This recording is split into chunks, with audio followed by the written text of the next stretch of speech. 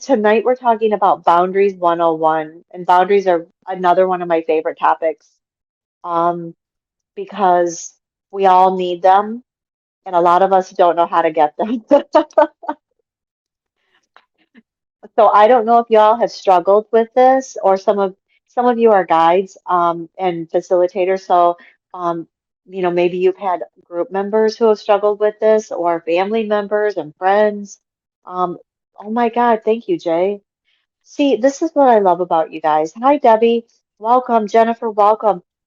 Is that I love the people that tend to, hey Pam, welcome, that come to these groups and come to my groups, come to your groups, because you guys are powerhouses of resources, and I always have that one or two note takers so that writes things in the chat or keeps up so for me, so it makes it so much easier. So thank you, Jay, for doing that. I really appreciate that. It means a lot when you guys do that, or hop in with, some of your own resources and put them in the chat for people, because there's a lot of us that take notes and go back and listen and read things later when we have time. So I really appreciate that. So tonight we have the fabulous, famous Jennifer Reddy. Like this is, I think Jennifer is just going to be like my permanent co-host, like permanent guest. I love it. We're gonna We're have to having come so up much with some more fun. topics. What other things do you do? Like, can we talk about like cooking or what? I mean, you've got like all these different things that you're a master of. I'm going to go with, we are definitely not talking about cooking Co- with me. I Cooking. am, yeah, I should go to that master class because I am the worst cook ever. My poor children. Um, yeah. Um, but other things, yeah, I don't know. I'm kind of digging on our little shtick we got going on here. We I should, know, I love it. We'd yeah, we have should. such a good time. It makes it fun. Um, especially when you guys are staying up this late. So I really appreciate your time. And I appreciate your time, Jennifer, because I know it is getting, it's 10 o'clock at night, where I'm at. So, I Yeah. do appreciate that. So let's talk about boundaries, you guys. And for those of you who know me, this is an informal, I'm very informal. I know this is a master class and not necessarily a regular group, but it's still interactive. You can ask Jennifer and myself, or just Jennifer. She is the master in this.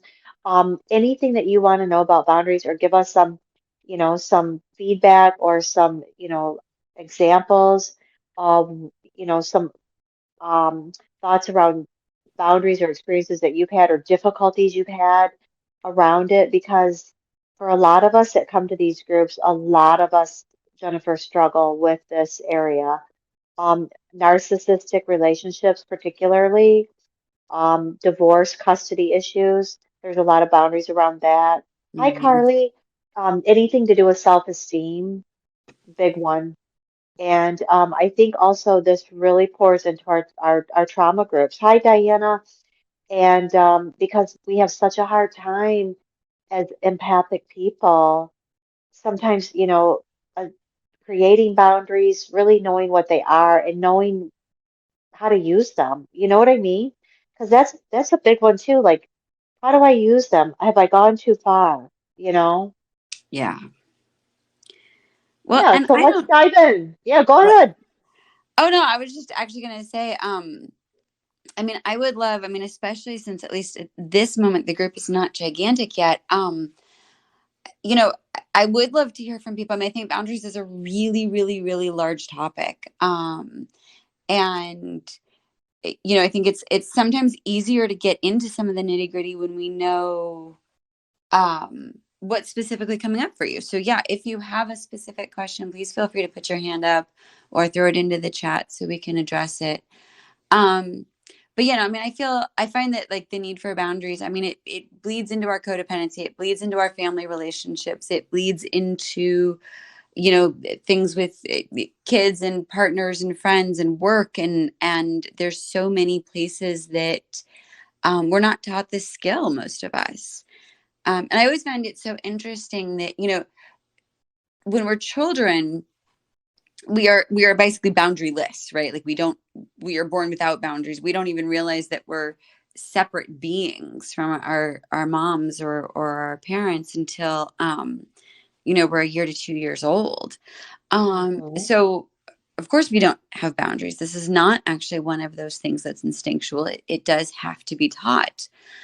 For most of us, I mean, living in a really codependent society, that's really hard because, Yes. it's one thing to hear, oh, you need to make boundaries. And it's a whole nother thing to actually know what that means in real life, or how to do that gracefully, or when it is appropriate, or how you need a boundary in these moments. And so, I mean, I know for me, when I was learning about this stuff, I was really frustrated because I would keep hearing like boundaries are really important. And then that was sort of the end of the conversation. I was like, okay, so what are they important for? How do I know when they're important? Like, tell me more. And there wasn't a lot of information. So I always like getting into the nitty gritty. But again, like I said, I'd also love to hear what the needs of the room are, if there are any specifically. Um, I always like to start with why we need boundaries, right? Because I think it's one of those things where we don't often think about it. And so I always have these like two examples that I give. Um, Okay. and to me, they really exemplify why we need boundaries in life. And so the first example is, we'll just call him Chris because I'm not seeing any Chris's in the room, so I'm not going to accidentally offend anyone. So our Just say imaginary, Anna. Just what was say that? Anna. I won't be offended. It's a made up name. Use whatever name you like.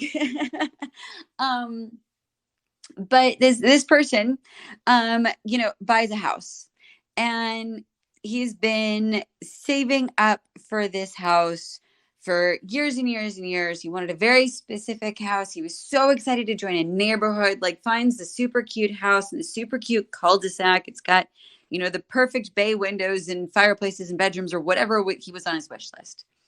And he can't wait. And he moves in and he is just pumped. And his next door neighbor is also super pumped, right? She's a single mom. She's got a couple kids. The last set of neighbors were really not kid friendly. They were really grumpy. They were really cranky.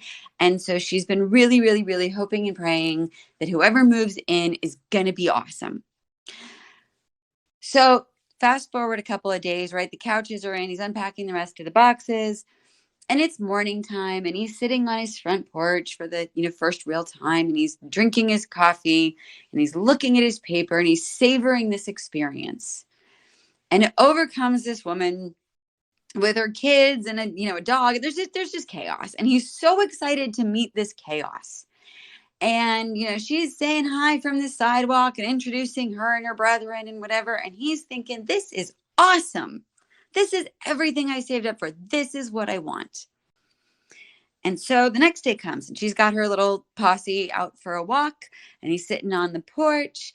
And as they're chatting, she brings up his paper and hands it to him, and he says, thanks. And he has this tiny little thought. And it's like, oh, I'm kind of used to having quiet time in the morning, and I sort of like getting the paper when I'm ready to. But this is so lovely and amazing and wonderful, and I'm so excited that I've got such a great neighbor, and she's thinking the same thing, and they're talking about the block party that's coming up and whatever.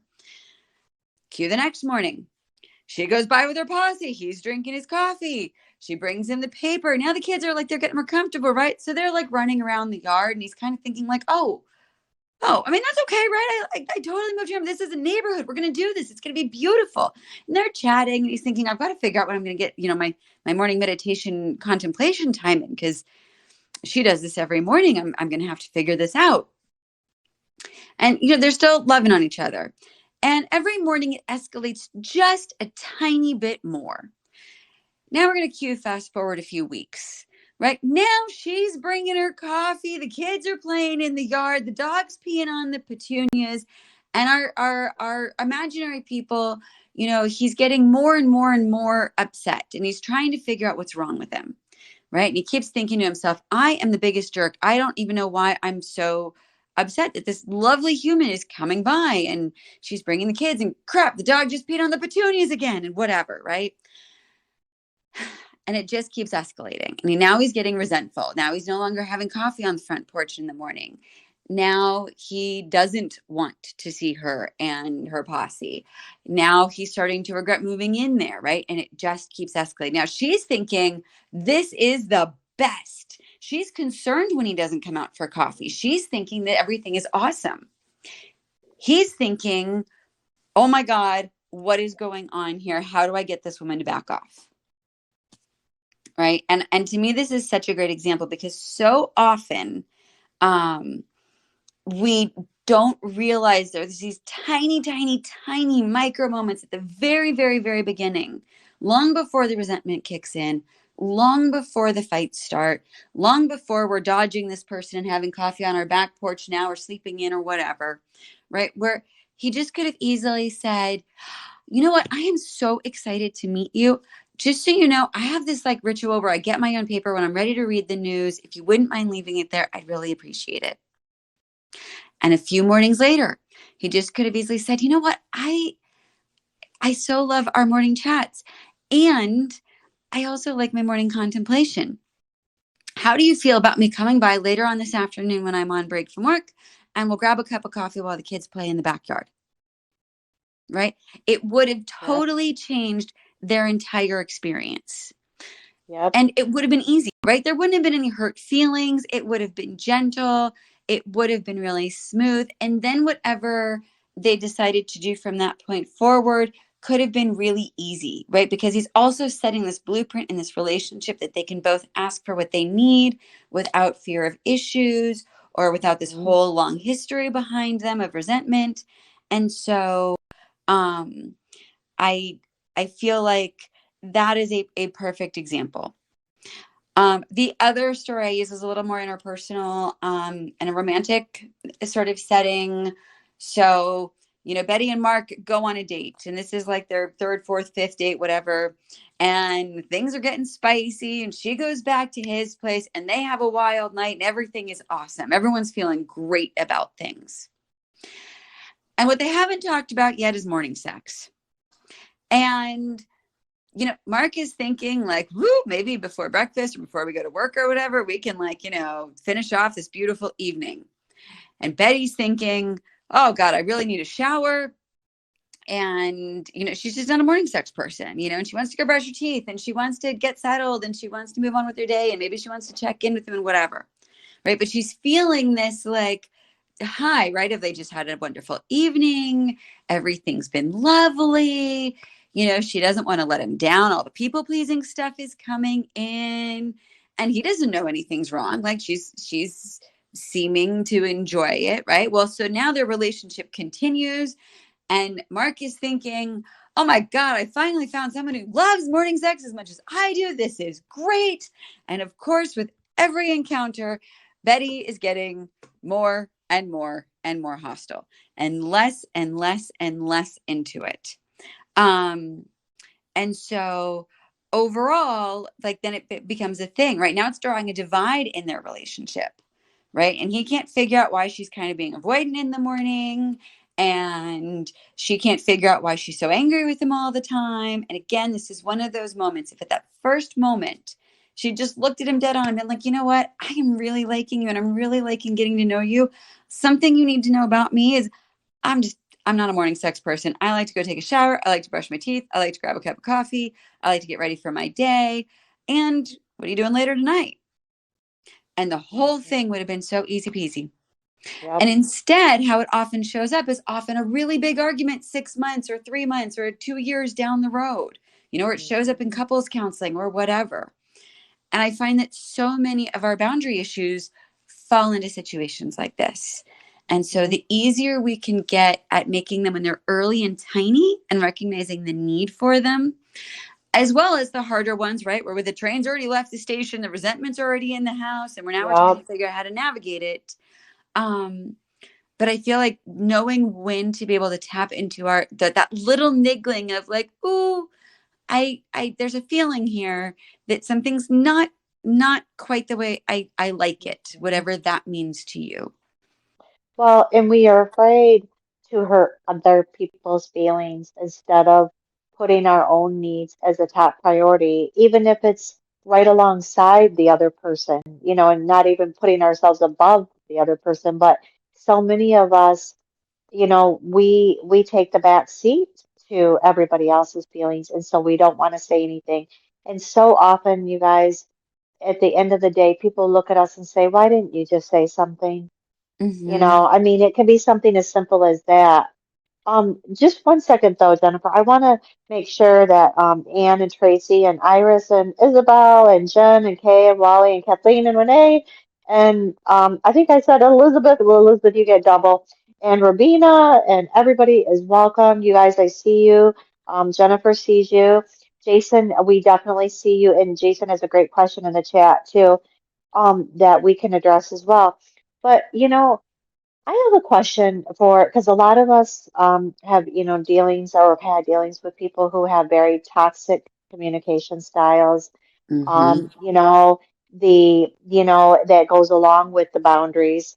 And a lot of people, especially when we're talking about establishing boundaries with people who have been in relationship or are in relationship with people who have narcissistic traits, I'll put it like that. Mm-hmm. Um, or narcissistic behaviors. Could be family, could be an ex-partner. I know Jason mentioned something about his ex, but I want to kind of even back up even a little further and ask this question. Hey, Dana, welcome.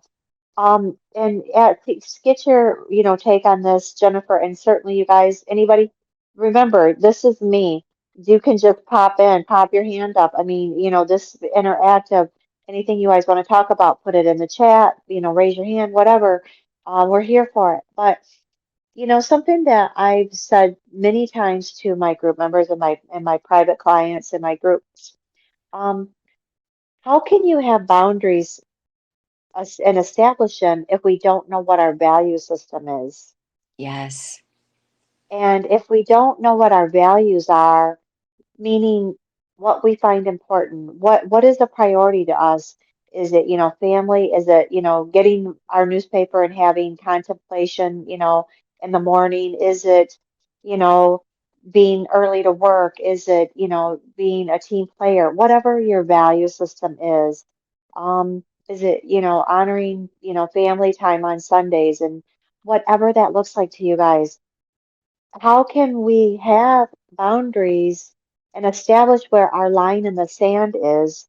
Because a lot of us, it's those little things like you're saying, Jennifer, and that almost everyday life that those are great examples, but it's also those really intense, serious relationship things, especially when we're dealing with toxic people, Mm-hmm. that where when we draw that line in the sand to say enough is enough, here's my breaking point, don't cross it.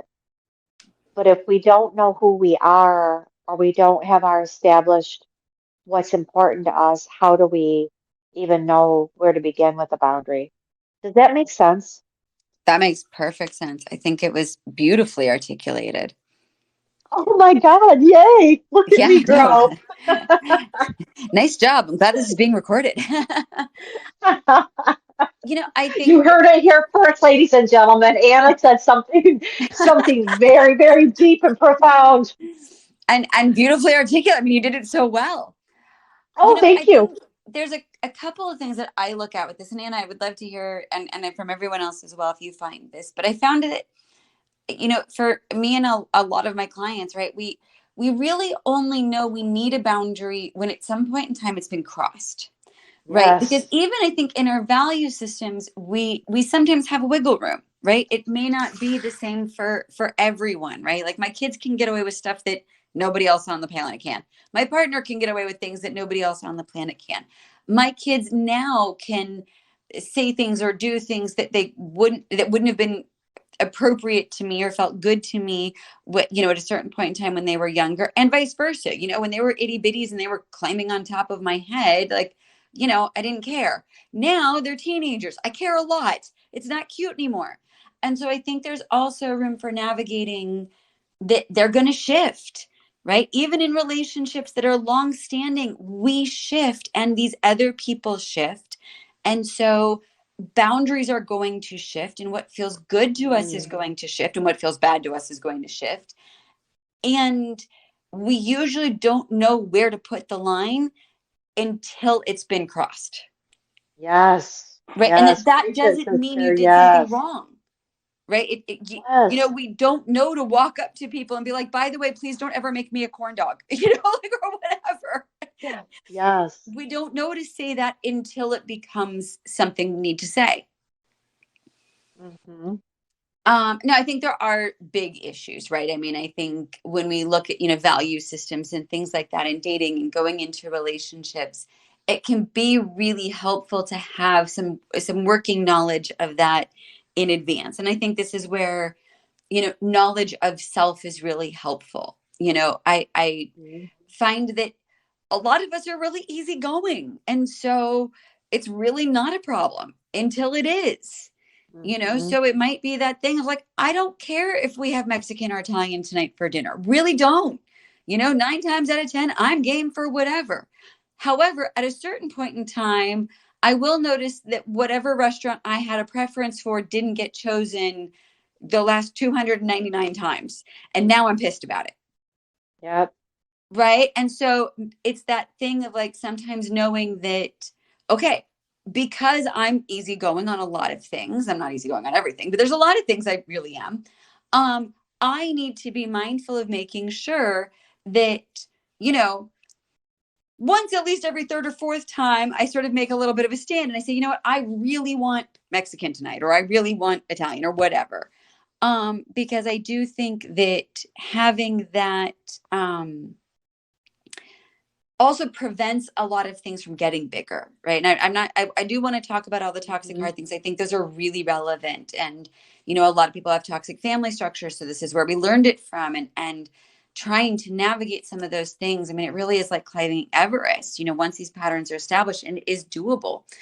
But also I feel like it's important to note that a lot of those relationships either would never have happened or would not have escalated to the point that they're so large if we go in being able to make the baby boundaries.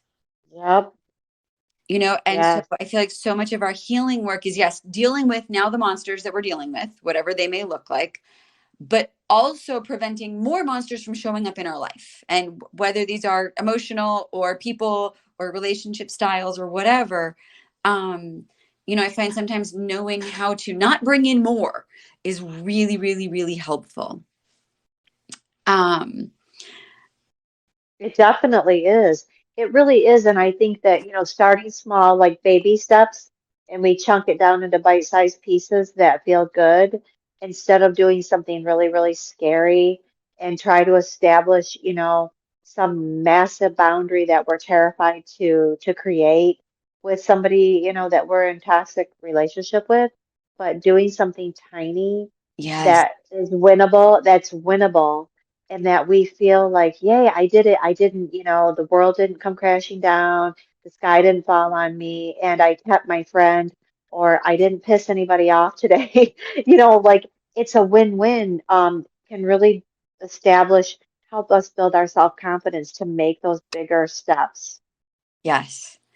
And to piggyback off what you just said, because I think that was so spot on, is also this like, this is a new skill for a lot of people. Right? I Hmm. mean, it when I started doing it, it was a new skill for me. And Yep. so, I don't know how many of y'all in here are like me, but I'm the person who, doesn't want to start with the baby steps ever. I always want to be like, great. So I'm now going to pole vault over this, I don't know, 20-foot Yes. thing or whatever. And of course, in a way that like always makes sense in hindsight and to everyone around me, that usually leads to catastrophic failure. Yep. Whereas starting with a little baby step of like, hey, let's just see if I can jump over this stick, Yes. would be a great way to build skills, and sometimes we can't do that, right? Again, some of you are in some situations, and Jason, I did see your question. I will come back to that.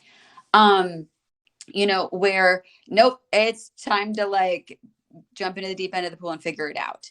And that's real. But I also think, Anna, what you said, like I think also building confidence, building that skill set on the things that are the tiny things, the friend who's always late, the coworker who somehow always ends up leaving 20 minutes early and leaving you with their work, the neighbor who's touching your paper, Yep. um, whatever those things are, because it does, allow us to sort of feel that fear and that trepidation that comes up anytime we're doing something new and hard and scary, without it being us facing the biggest, scariest thing we're dealing with right now, and instead be the thing that just makes us really, really nervous, but is very manageable. Yes, that's exactly it. Yes. Thank you for pointing that out.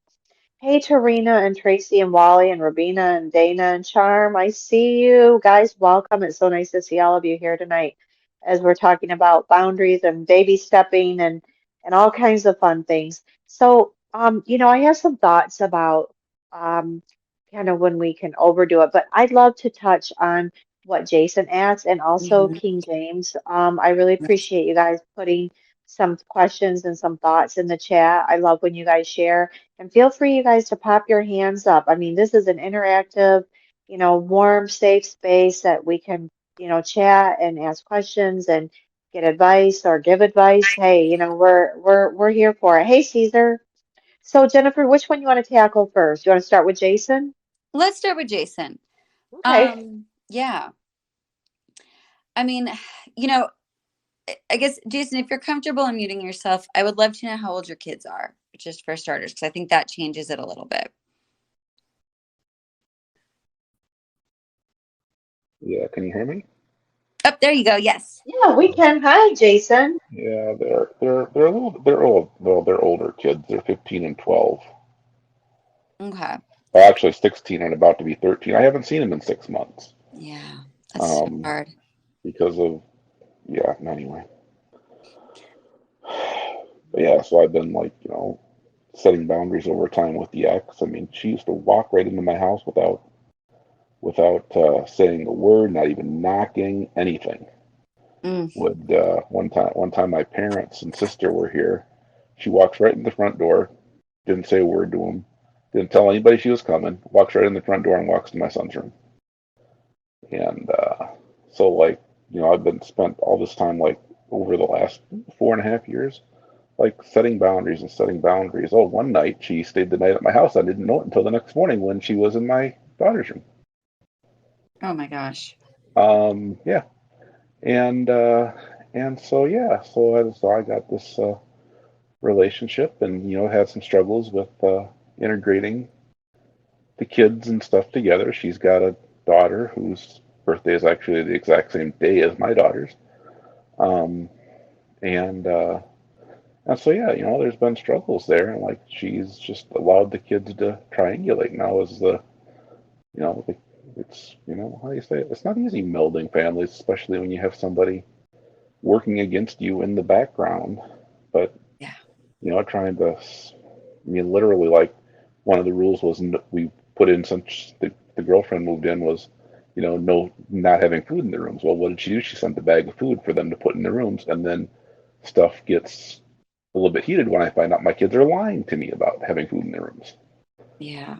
Um, and so, like, I hate putting I don't know, like, the, I put up, a bunch of these boundaries, and like, right now it's like the kids, and she's effectively using them. I mean, I haven't seen them since March 24th. Mm. So Um, it's yeah. I don't know what else to say, but um, I mean, I think, yeah, and obviously feel free to jump in and, give a different thought. My assumption based on what you're saying, and I don't know all your backstory on all this, is that at this point in time, the way we normally talk about boundaries, um,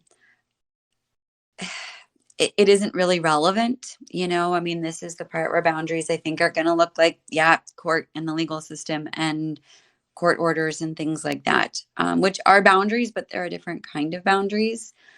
Um, and a lot of, talk with your kids, and, that might look like, hey, when you're at mom's house, you get to make she gets to make the rules for that house because that's her house. At my house, I make the rules for this house because there are different scenarios here. There are different people who stay here. There are different ways of being. There's different mice problems or whatever. And I think that can be done in a way that can be really loving and kind and sweet, and also, but it's a hard line, of it's not okay. And your kids are old enough that I would say, there's a lot of room for them to be able to understand this, and being able to give examples back to them. If you told your best friend you didn't want food in your locker and they put food in your locker, how would you feel? That kind of thing. But if you're not seeing them, that conversation is even really hard. And I would say you can obviously talk to your ex and say, this is not okay with me. I ask you not to do this. And at this point in time, the fact that you would even need to say that after this many years of needing to set boundaries with her, and the fact that it is going to court and the kids are now triangulated, I mean, honestly, I'm not seeing where there's a lot of spaces where a boundary conversation with her, short of court orders, is going to really get you much. I mean, at this point in time, I would maybe go straight to the relationship with the kids. And, again, I don't know your whole backstory, but that's sort of what I'm thinking based on what you're saying, is having a sit down with her about why this doesn't feel safe or good or appropriate. My gut feeling is that's going to be a big waste of your energy at this point. Yeah, I mean, go for it, Jason. Yeah, no, I would agree with that 100%. I mean, I don't, yeah, there's all kinds of story I could tell, and I could take up the entire time plus 3 or 4 hours, but I won't. But yeah, no, I appreciate the thoughts. Jason, oh, I'm just sending you so much love and big hugs and, and just a big warm blanket of comfort, because that's got to be so hard being away from your kids for 6 months. That's a half a year. And I can't even imagine all the things that you've had to go through with this. And so we just want to make sure that that, we are here and that we are sending you lots of support and love and comfort. You guys, thank you so much. Everybody's sending you hearts. So because that is really tough, and I can hear the sadness. And thank you, Jennifer, for your input on that. I totally agree. I mean, it's just, she's past the point of no return, it sounds like, and there's only so much you're going to be able to do. Um, and definitely just trying to focus on redirecting with the kids instead of conversation with her, because she's sounds kind of like a dead end. Oh, Yeah, that that hurts is my really heart. hard. That hurts my heart, you guys. Hate that. Yeah, and I hate when it gets to the point where there is no more conversation to be had. Yep, yep. And I think, unfortunately, there are those moments. And sometimes being able to keep us safe and our kids safe and all those other things is knowing when, um, the boundary might be, there's just no more conversation. We've now got Right. to go through lawyers, or we've got to go through Yep. courts, or we've, whatever, because nothing else is actually going to work. Mhm. And those are obviously super unfortunate situations. And Jason, I am so sorry. Yep. Me too. So, well, hopefully we can circle back some night. Jason, you pop on and you can kind of tell us, where you're at. Oh, I can imagine. Um, the stuff that people go through with toxic people is just amazing. Some of the stories that we've heard and that we've had, it's like a Lifetime made for TV movie. Remember that channel, Lifetime for Mm-hmm. Women, and it's always so crazy, like, or docu-series of stuff like, you can't make this stuff up. That's how I always know it's real, because you cannot make it up. It's so far-fetched. So I totally empathize with what you're going through. Hi, Elena and Liz, welcome. Hey, Carly, go ahead. Hi, I'm Carly and I'm in Houston, Texas. And my question tonight is, how do you handle people who are boundary violators? especially like people who become abusive when you try to put up boundaries. How do you Mm. handle those type of people? Oh, great question. It is a great question. I don't think there is an answer, right? I think it's very situational. Um, what I always tend to lean to is, especially if they're abusive, you know, if you can not be with them, whatever that looks like, right? If you are able to sever the relationship, if you are able to take space from the relationship, if you are able to have hard conversations in safe spaces, right? Either in a counselor's office or during a mediation with cops present, or over the phone or via email through lawyers, whatever. Um, that is always the go-to, right? Because by the time someone has gotten to the point where they classify as abusive, they're not going to hear a boundary. They're really not. There's sort of no easy way to word that. They are not in control enough of their own energy to be able to navigate that well.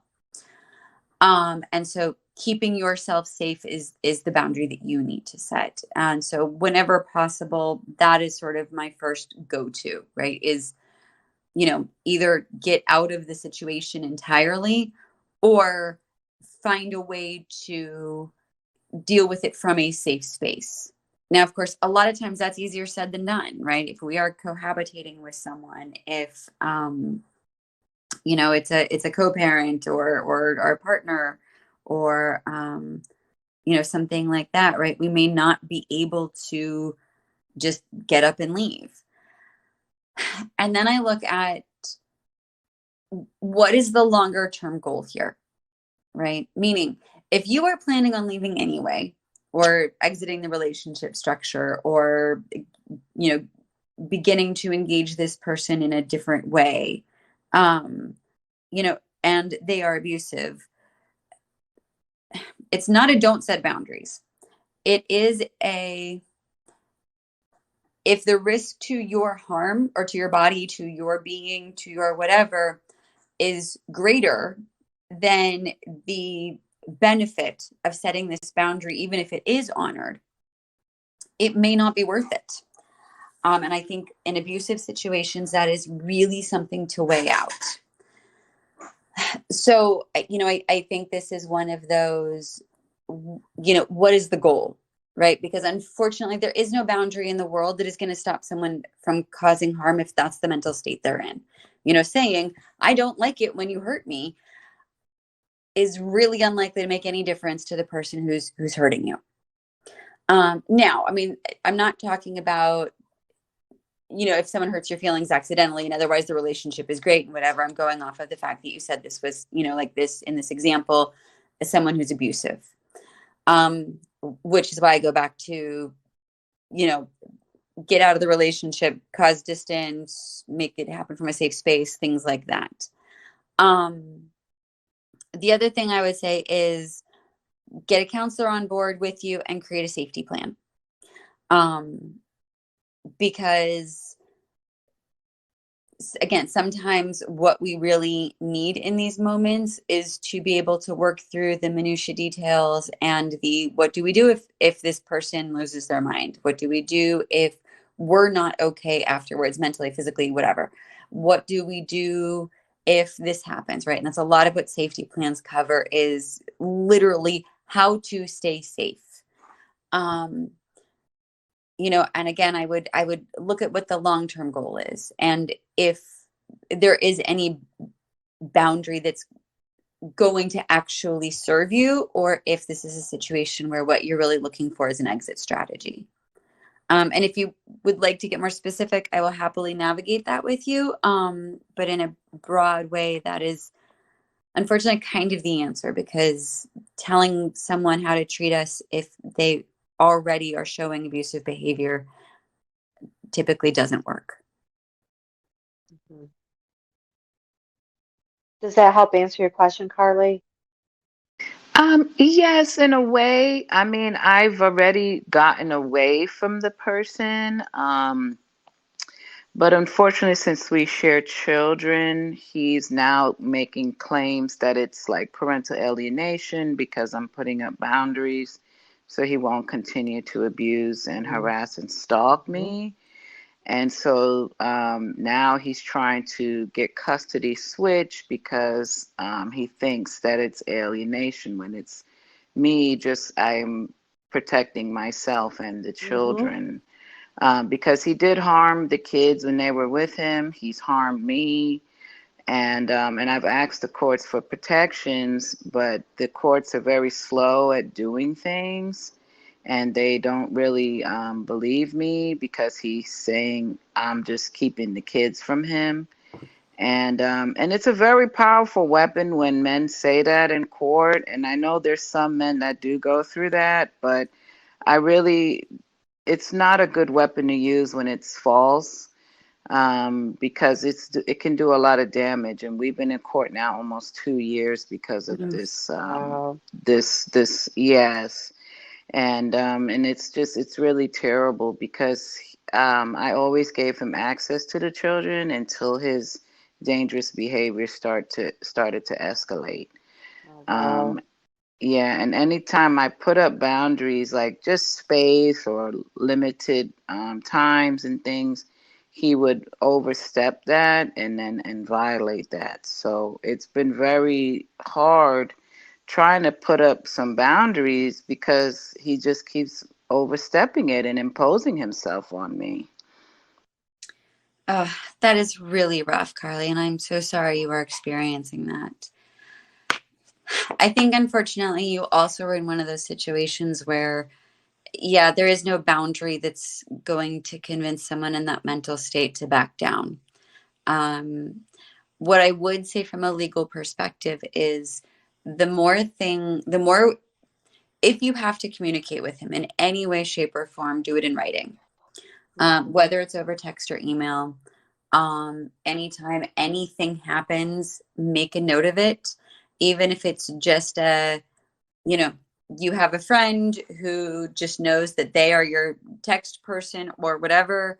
Um, and every time he does something that is breaking the agreement, you both like text or email him and say, hey, you know, our agreement is you will not call me, you will only communicate in writing. Today you called. I'm going to remind you of our agreement. Do not call me. If you have something you want to talk about, I will happily discuss it with you via email. But also then text your friend or whoever you use and basically say, some version of, oh my gosh, you called again, blah, blah, blah, blah, blah.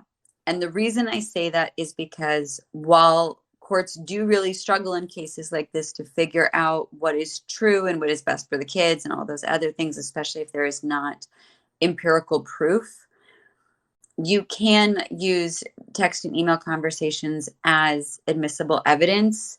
And so if you have to then pull those off your phone, especially if he responds and says, you know, well, I called you because blah, blah, blah. Okay, now you've got admission of guilt showing up. Or if you've said, like, look, you're following me around, it's really not cool. I need you to stop. And then he writes back and says, I was only following you because blah, blah, blah, or whatever. Um, that can then actually build your case for a restraining order, or showing that he is unstable. And it also has time and date stamps, which can be really helpful when you're dealing with the legal system. Because it is one thing to say, well, this has happened a bunch of times. It's another thing to walk in and be able to say, it happened on the 31st, it happened on the 3rd, it happened on the 15th, it happened at 10:42 on the 16th, and be able to really show what is happening. It still doesn't guarantee that the courts will do anything, but it really puts a lot in your favor, especially if, again, he's responded in any way, shape, or form, or things like that. And you know, if there is not already a line in place saying we will only communicate via email, or text or through my family wizard or something like that, that is a boundary I would recommend immediately. And again, mostly because it gives you a paper trail. Amen. If it's not written down, it didn't happen. And it's Pretty much. really hard, you guys, when we're in the middle of a situation, we think, oh, I'll never forget this conversation or this day, but we do. We forget dates, times, locations, or we start getting our stories mixed up, and it is hard to track when we start writing stuff down or we only communicate in writing. This is where text messaging is a blessing in a lot of ways. And these types of situations to where you can go back and have proof, or it triggers your memory to say, yes, this I remember, and it looks very like you are on task, and it does go heavily in your favor when you can give dates and times and places and, all of that information. But Carly, I'm so sorry that 2 years that going through this, that has got to be absolutely exhausting. I give you so much credit for doing that and to, keeping your children safe, keeping them together, continuing to be a family. I mean, kudos to you. That's a lot. It's a lot. Brown Eyes just asked, so we should keep every message. Yeah, I would. That's just my personal opinion, but I would. And I I would would as keep every. well. Every state is a little different. So this is definitely that. Talk to your attorney or whoever's representing you to see what you need. But there's a lot of software out there that will allow you to like download texts onto Yes, USB drives or worst case scenario, you can always, screenshot it, make sure like the date and time is visible and that you're screenshotting, context, right? Because courts are smart and they do know that people can be manipulative in there, they can lie, they can do all sorts of yes, stuff. And so you want to be able to show that not only are you not ignoring, like not deleting certain texts kind of a thing to make your case look better, but there's also the context of the conversation or yes. whatever. And yeah, just you can screenshot it and email it to yourself. CC your legal team on it if you've got one, so that there is like again time and date stamps. Um, You know, Jennifer, I just had a thought too, and I know, and I do want to make sure we have time for King James and Alyssa. We mhm, see your hands up, honey. Um, but that you know, oh, what was I going to say? The paper trail of that. But a lot of times when they are when people know that it's almost an accountability partner, right? Or that accountability piece, or they're being watched, people sometimes will back off because now if there's a paper trail and it's illegal or it's something where, he can be held accountable for his words or actions, and shows a pattern of behavior, well, people aren't stupid and they know like, ooh, okay, well, I'm going to start watching what I say or what my actions are. And it may help curtail. It also, it could go the opposite direction too. When people who are very toxic, they don't do boundaries. You can do boundaries, but they don't do boundaries. mhm, But it might escalate his behavior. But a lot of times, I think people know how to turn that off and on. They tend to target us, I think, is, more individual than it is a blanket community wide issue that, he may be going out, doing this to everybody. And so I think it can be very helpful to some degree and really kind of get an extra layer of support. Um, so and Jason has used that in his current case. He records them, so that's really interesting too. Hey yeah. James, welcome. And Brown Eyes, you guys, I'm sitting here looking at you. I am not ignoring you. Rebecca Charm, Cheryl Ann, Lolly, Faith, welcome you guys. So can we circle back and list, don't give up on us. We'll get to your question in a minute. But I do kind of want to circle back to what Heidi that James had brought up Mhm, about, building walls and being in, such, toxic relationship, going around and putting a wall up. Because I mhm, think this speaks to a question, hey, Bill, that I had, and I was thinking, and I've actually brought this up in different groups and to my clients too, and provided a little bit of pushback. So I was thinking along the terms of, are there times where we establish boundaries or we use terms like boundaries and we use, a lot of, oh, language around, psychology terms, right? We used to say as clinicians, psychobabble, there's different language around that now. But mhm, but when we use, the term boundary, well, I set a boundary. Well, I set a boundary. And when are we, in the situation like James, where, we've started to protect ourselves, we build our wall so high that we've got a boundary around everybody. Is that really a boundary, or is that just, like we're using it to an extreme, or we're using boundaries, quote unquote boundaries, to get out of doing something? Well, I don't feel like going to my family reunion, so I'm going to, put up a boundary that, Aunt Jesse's not gonna, talk to me, or you know what I mean? Like it's almost like a way to get out of something. So it's there, it's kind of like a two-part question. So has anybody ever thought about that, or is it just me Oh and no, King that James? definitely comes up a lot, I think. And I always look at it as, yes, I think it is important to be aware of the fact that sometimes we're going to put up, a 10-foot fence covered in barbed wire with armed guards at the top of it, when really Mhm. all we needed was a gentle line in the sand. Um, and sometimes we're going to put in a gentle line in the sand when really what we needed was, Uh-huh. a very large wall with some Yep. barbed A wire and some armed fortress. guards. Yep. Um, Yeah. and I think part of this is just being human and learning. But I also think there are times in life where we are more vulnerable and we are more sensitive and we have a smaller window of tolerance for anything. And so our boundaries do need to be stronger. I think Mhm. when we're with people who we feel really safe with, or after, we've managed to calm our central nervous systems and do some healing work, then a lot of times we feel more comfortable, dropping those down, and not needing quite, you know, so much barbed wire at the top of the fence, sort of a thing. And I think it does need to be an honest question that we need to ask ourselves. I mean, I think we are the only ones who really know on a gut level whether we're getting out of something, whether we're copping out, Yep. whether we're being manipulative, or whether no, we genuinely need a different level of safety at this moment. Hmm. Um, and I think that is our work individually to do, to try to be really honest with ourselves. I always liked the definition of boundaries that was, it is the line where I can love me and you.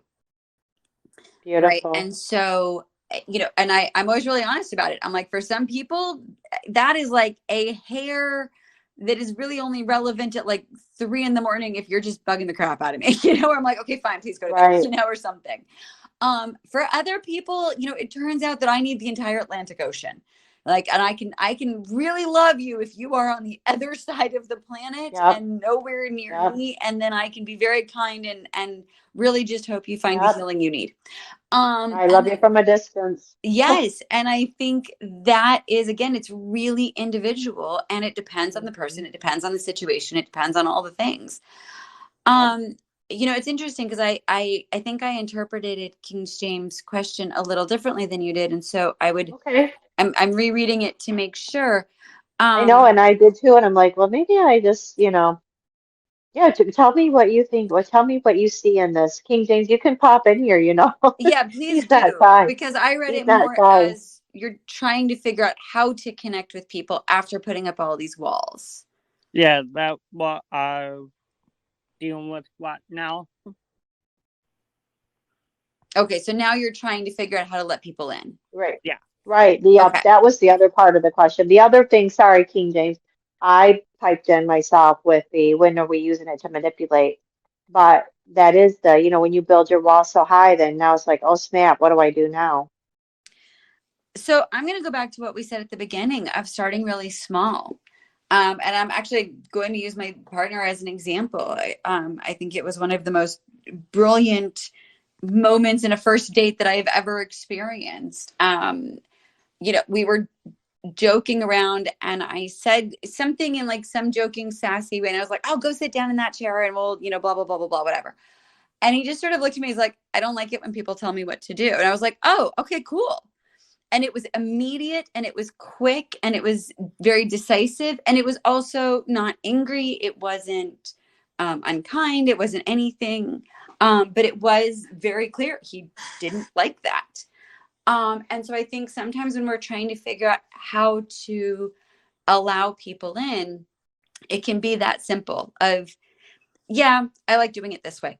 you know, or I don't like when people tell me where to sit, or whatever it is for you. And I think the thing we also can keep in mind is the other person's reaction to that tiny boundary early on tells us a lot about whether we want to continue to know them, right? Because think about if I had reacted with, dude, I was just kidding, or why are you being so defensive? Like, it's just where to sit. There's a bunch of chairs, or any of those other things, right? That would have told him very quickly that I was not a safe person to put boundaries up with, and therefore that would have been the end of what turned into a really sweet relationship. But at the time we didn't know each other, and we were just feeling each other out. He didn't know how I was going to react, but it would have given him a lot of good information on me. Instead, it turned into a really sweet, moment where I was able to say, oh my gosh, I'm so sorry, thank you for telling me. And it, now it's a joke, but at the time, like, it was a moment where we figured out who we were, which I think ideally is the point of boundaries, right? Is to be able to navigate these moments with other people so that nobody is feeling like they're having to be overly accommodating in order to get what they want. It's just something very simple. And again, and people will show you pretty quickly whether or not they can respect that. Because if they can't respect boundaries at all, they're going to show you in that first couple of minutes when you first say something. And that lets you know, okay, this is who you're dealing with. But King James, I would start with little things that are easier to say. Don't start with the big things. Start with the little ones. Again, like, I don't like someone telling me where to sit. Super clear, super easy. Bothered him. He didn't like it. No big deal. Absolutely. No, but yep. I think that's great advice. Yeah. And it was quick. I mean, it was probably a minute-long interchange total, start to finish. But we learned a lot about each other that way. Yeah, you sure do in a very short amount of time. Hey, Minerva, welcome. So, Liz, I'm gonna I know you guys were 1 minute after, and I wanna honor our time, but I do want to get your last question and before we have to pop off for the evening. So go for it. Okay. I've been trying to set boundaries with the narcissist, and I only see him a couple times a week. He gets mad if I don't pick up the phone right away. So if I'm busy, I don't pick it up. And then we had a conversation where he said, these two people control you. I said, actually, everyone controls me. Everyone tries to control me. And then he called me back. He says, were you referring to me? And I said, yes, I was. And he was very angry. And I said, you get mad at me if I don't agree with you, if I don't listen to your advice. It's a big thing if I don't listen to his advice. So is that pulling the mask off the narcissist? I've heard of that term before, where they're revealed. It could be. It could be several other things too. And I what I would say is, to me, what I heard in your story that is important to note is that, he was angry at that rather than curious. Because I think, it's not that we can never get angry at something someone says or anything like that. But I think ideally when a partner gives us feedback about something we're doing that is causing them harm, the response, again, ideally is to be curious. Like, okay, can you tell me more about that? I'm, an apology. Like, I'm sorry that that's what's happening. That was not my intent. Can we talk about it? I'd like to know more so I can do better. And again, sometimes in real life, that's a little hard to pull off if we're feeling defensive or attacked or any of those other things. But I don't know if I don't know your story enough to say whether or not I would classify that example as pulling the mask off the narcissist. So it definitely could be. But what I think is noteworthy is that, yeah, you set a boundary, and in that he responded with anger.